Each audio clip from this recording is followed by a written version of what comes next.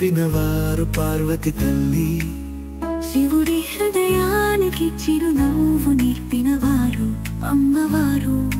పర్వత కుమార్తె అయిన పార్వతి ఓదార్పుతో నిండిన దేవి. తన మనసంతా శివుడి మీద పెట్టింది.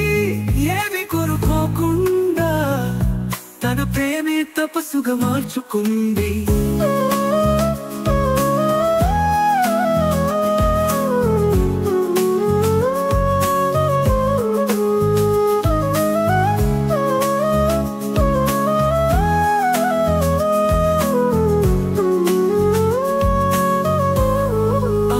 తపస్సు చూసి శివుడి హృదయం కరిగిపోయింది.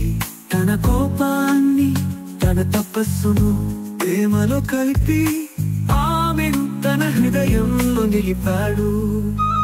వాళ్ళ పెళ్లి ఆకాశంలో కాకుండా మన మట్టిలో జరిగింది. ఆ ప్రేమను చూసి దేవతలే ఆశ్చర్యపోయారు. మనిషి ప్రేమకు దైవంగా నిలిచిన ప్రేమ కథదే. శివుడికి ఆమెయో శక్తియో తోడు. ఆమెకు శివుడు ఓ ఆధారం, ఓ శాంతి.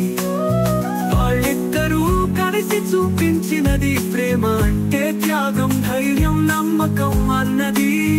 ప్రతి మనిషి జీవితంలో ఓ శివుడు ఉండొచ్చు.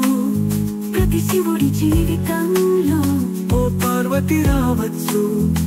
ప్రేమ నిజంగా స్వచ్ఛంగా ఉంటే ఆ బంధం దైవంగా మారిపోతుంది.